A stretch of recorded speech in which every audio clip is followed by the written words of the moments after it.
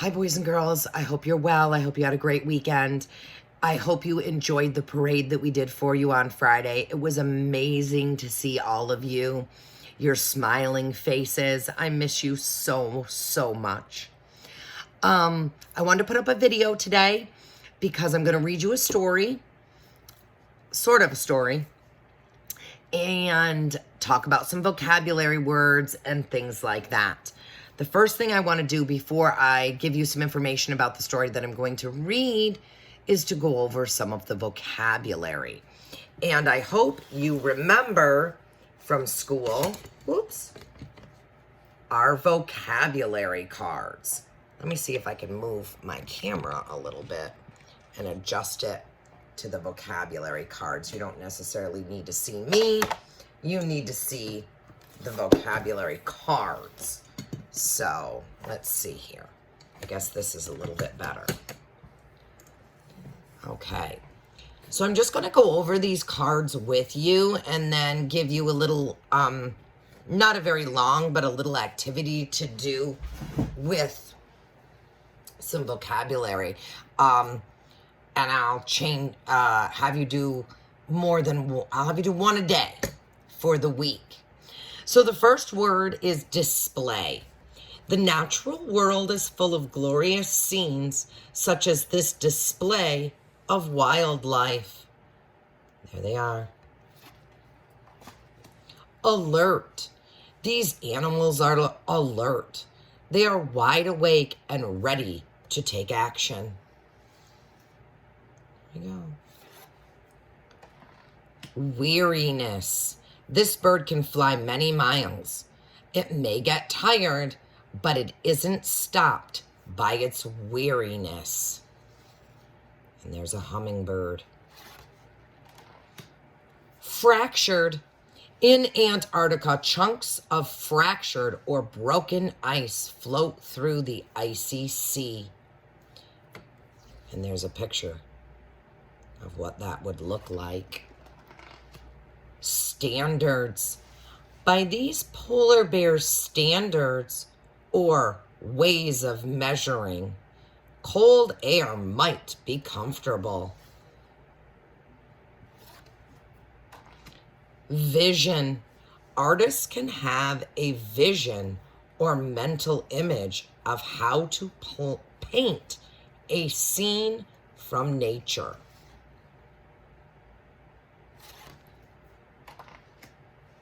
Huddle.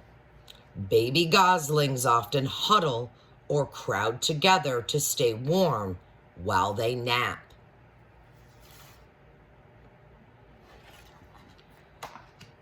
Graceful. The delicate design of a spider's web is graceful and pleasing to see. And there's the spider web. Stranded. This fawn may seem stranded or left helpless. Its mother is nearby, though.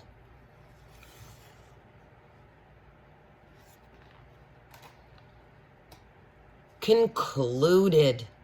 Many people have concluded or decided that nature is full of beauty. So those are our vocabulary words. Those are the words that you are going to hear as I read through our story. And then tomorrow, I'm going to have you choose 2 of those words and use them in your own sentences. And you can put those sentences right into Google Docs and share them with me. So choose 2 of those words. And after I finish the video, I will make a list also on Class Dojo of all 10 words so that you can look back and you don't have to watch the whole video again if you don't think you need to.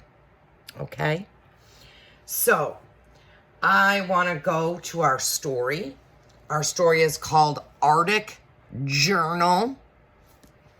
4 months at the bottom of the world. And this story is written by Jennifer Dewey. And the reason that that is important, well, not just because she's the author, but because these are her experiences. She kept a journal of when she was on her Arctic adventure. And so I want to read you her journal, and I'll show you how she wrote it and how a journal sort of looks when you write it. As I read, I want you to think about this question. How are the different parts of an ecosystem connected? So that's the question that we're going to be thinking about, and we'll work with ecosystems a little bit. Sorry if I'm jostling you too much. During the week. But that's the question to think about while I am reading. Okay? Let me see if I can get this a little bit. There we go. I think that's a little better. So, again, the question. How are the different parts of an ecosystem connected? So, here we go. Let's read about Jennifer's Arctic adventures.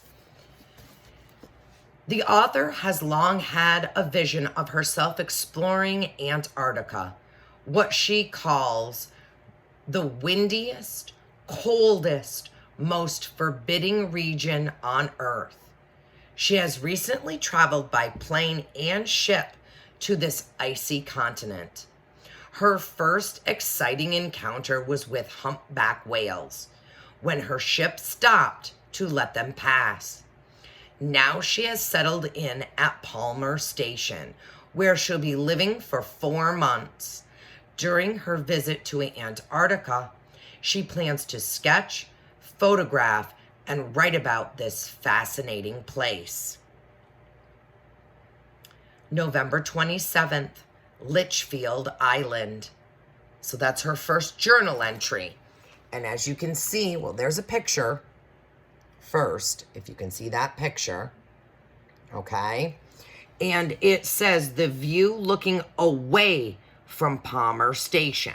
So when she's at the station, that is her view. And then if you look right here, that's her entry. She gives you the date and the location. And this is what she says about Litchfield Island. In fair weather, I go to Litchfield Island and spend the day, sometimes the night. Litchfield is 3 miles from Palmer by inflatable boat, a protected island visited by 2 or 3 people a year. Before going to Litchfield, I'm shown how to walk on open ground in Antarctica. An inch of moss takes 100 years to grow. The careless scuff of a boot heel could rip out 200 years of growth in seconds. 100 years to grow moss in Antarctica. That's a long time. So she has to be very careful of where she's walking. I pack my food and extra clothes in a waterproof sea bag. A day pack holds pencils, pens, and paper for drawing and writing. There is no fresh water on the island. I carry 2 one-gallon canteens. Each island has an emergency catch of food and supplies, marked with a flag, available if a person gets stranded during a storm. There's one of our vocabulary words. Alone after being dropped on the island, I hear birds call, the whine of the wind, the waves pounding gravel stones, and no human sounds except my breathing. Twilight falls and I crawl into my tent, alert and unable to sleep for a long time, listening to the sounds of the Arctic night. And there's another vocabulary word, December 3rd, Litchfield Island. So she's back at Litchfield. And again, I want to show you how she puts the date and the location. And then there's this drawing she has of penguins.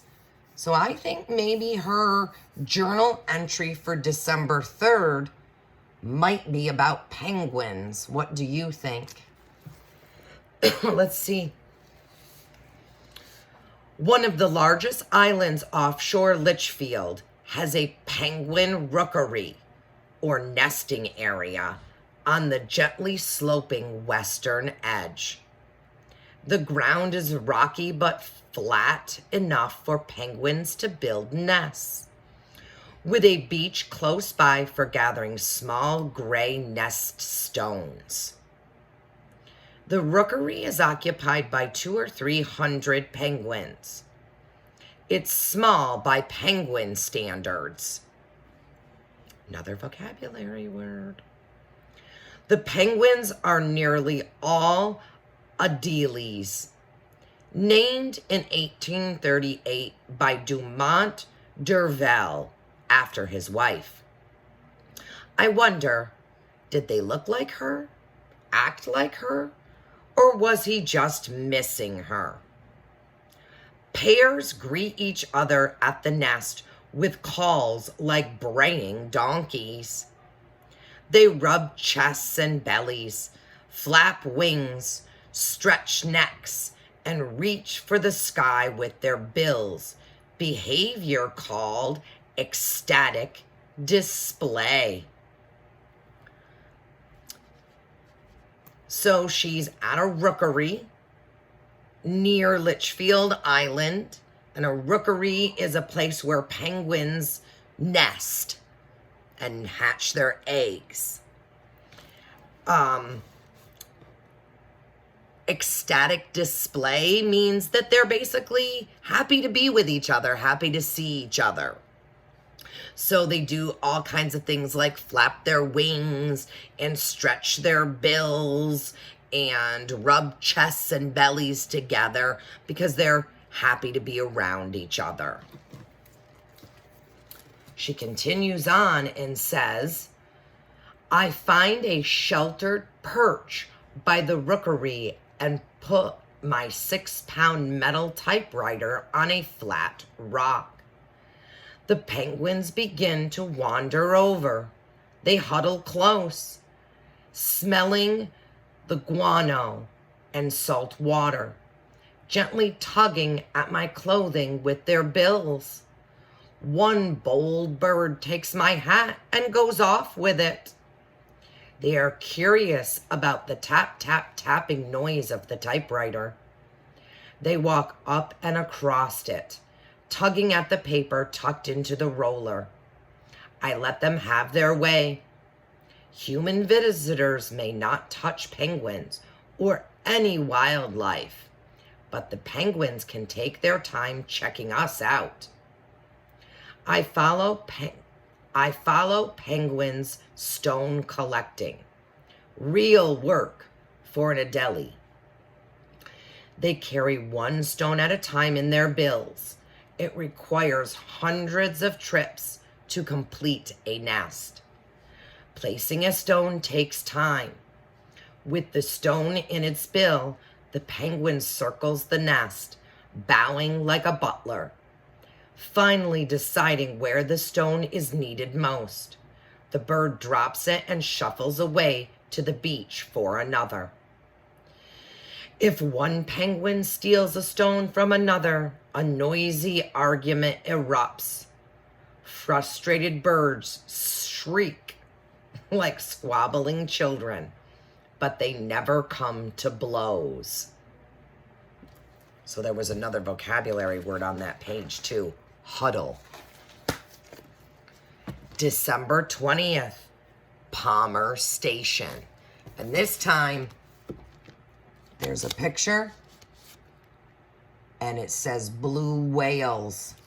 So I think this is going to be about blue whales, this entry here. I have learned that the largest animal on Earth The 100-ton blue whale eats only one of the smallest animals on Earth, krill. There are more krill in the sea than there are stars in the visible universe. Krill is one link in a simple food chain. Penguins, seals, and whales eat krill. In turn, the tiny shrimp-like krill eat plankton, one-celled plants that bloom in the sea in spring and summer. My new friend Carl, an oceanographer, said we ought to try eating krill since so many animals thrive on it. In the biolab, we scooped krill into a jar. We got a small frying pan, then melted butter and cooked up the krill. Someone said add garlic. Somebody said, how about pepper and salt? These were added. When the mixture looked ready, we ate it. Tastes like butter, one person said. More like garlic, another said. Tastes like butter and garlic, Carl said. Krill don't have their own taste, I concluded. And there's a picture of krill.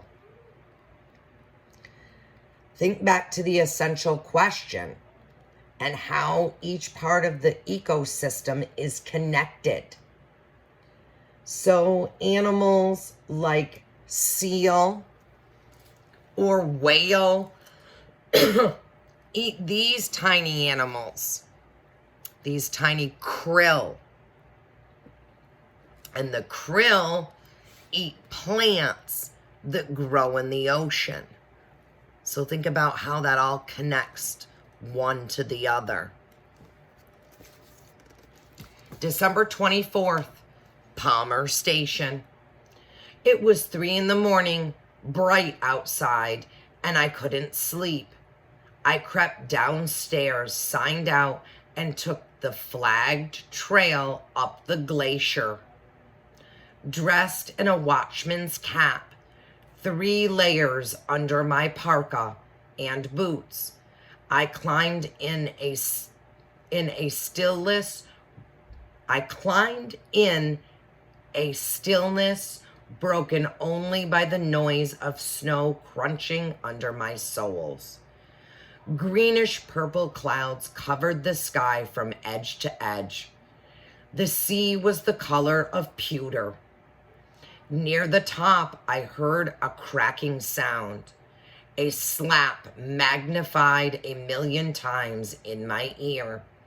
Another followed, then another. Echoes of sound, aftershocks, sizzled in the air. The sky began to glow with an eerie luminescence, as if someone in the heavens had switched on a neon light in place of the sun. I felt myself dropping straight down. A crack had appeared under me. A crevice in the glacier. Uh-oh. And there's a picture. There's a picture. I don't know what's going to happen to the author. She fell. I'll think about that for a minute. I hope she's okay. I'm alive because the crack was narrow. That's good. I fell to my shoulders, my boot soles too wide to fit through the bottom of the crack. I stared below into the blue-green hole cut with faucets like a diamond. After a few deep breaths, I began to scramble out. Terrified the crack would keep growing, I moved slowly. It was an hour before I was on firm ice. The color of the sky shifted to blue-gray with streaks of yellow along the western horizon. To my horror, I saw a pattern of cracks zigzagging like fractured window glass across the glacier surface. I checked my watch. I've been gone 3 hours. I don't know why, but I didn't want anyone rescuing me. I decided to crawl down the glacier on hands and knees. I felt my way inch by inch, rubbing the surface of the snow with my palms before making a move. See, she didn't want to fall into another one of those cracks that she just talked about. I have a new weariness tonight, born of having been frightened out of my wits while watching one of the most beautiful skies I'll ever see. So she was scared and thought it was beautiful all at the same time. January 6th, Palmer Station again. Early today, my friend Carl, the ocean scientist, came to my room and said, "Let's go see the green flash." "The what?" I asked. "Come on, you'll see. Hurry, or we'll miss it." I headed up the glacier, and at the top, we sat facing west. The sun slipped slowly towards the horizon. As it fell, its orb glowed a deep orange. The shape of it was fat, like a squashed pumpkin. Near the end of the drop, the light on the top of the orb flashed green. The green flash. "There it is," I said. "I saw it." The green flash is rare, fleeting event in the Earth's atmosphere.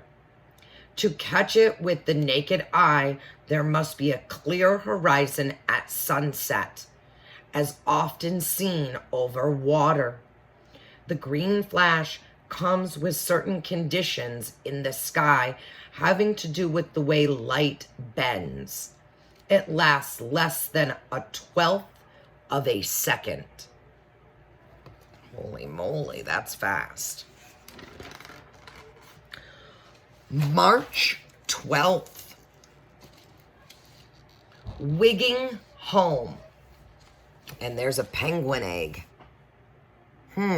Maybe this entry will be about a penguin egg. Before leaving, I collected, with permission, a sterile penguin egg that would never hatch. I made room for it in my suitcase by giving a lot of my clothes away. The airline lost my bag in Miami. I told the airline people that I had to have it back, pleading, begging. "It has a penguin egg in it," I said. They glanced at each other and eyed me funny. Fortunately for me and them, they found the bag. The egg reminds me of my trip to the place where penguins raised downy chicks. Krill swarm in numbers greater than stars in the sky. Whales have rights, and icebergs drift in graceful arcs across Southern Ocean swells. At home, I'll look out at the desert landscape and remember the Antarctic desert, the last great wilderness on Earth. And that's the end of her journaling. She had quite a trip, I think, don't you? So that was a pretty interesting story. And for our writing assignment this week, in Moby Max Writing, we're going to do our vocabulary words in Google Docs, but we're going to do our own journaling every day in Moby Max Writing. And when you log into your Moby Max Writing, all the directions will be there for you. So just like Jennifer journaled about her day, I want you to journal about your day. Put the date at the top.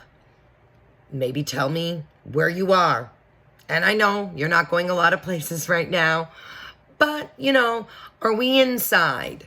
Are we in the kitchen? Are we in the living room? Are we in our bedroom? Are we outside today? Or going to go outside? And maybe you would prefer to do your journal at the end of the day so that you have a little bit more to write about. Tell me what you did. Tell me something interesting that you saw, or a conversation that you had with your brother or your sister or mom or dad. Or just tell me how you're feeling about being at home all the time. Anything like that. So, you know, a paragraph. 5 sentences is a 4th grade paragraph, right? With an introductory sentence and sort of an ending sentence for your paragraph. So probably a total of about 7 sentences for our daily journals. So, excuse me, boys and girls. So, just a quick recap. Now that you've heard the story, and we'll do a little bit more with the story as the week goes on. Remember that ecosystem question that I asked you? We'll be doing a little bit more with that.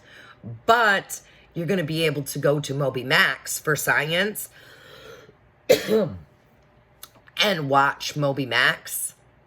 Oh, sorry. Not MobyMax, Brain Pop. Watch Moby on Brain Pop do a little movie about the ecosystem, and then go ahead and take the quiz and share the quiz with me, and that'll be our science for today. So what we're going to do today, 30 minutes of MobyMax math. Listen to this story, which you already have done. Do 2 vocabulary words in Google Docs. Put 2 of these words in a sentence of your own. Go to MobyMax Writing and write a journal entry for today. And watch the Brain Pop video and do the quiz. And then please email me your quiz results. Okay? Have a great day, boys and girls. Bye.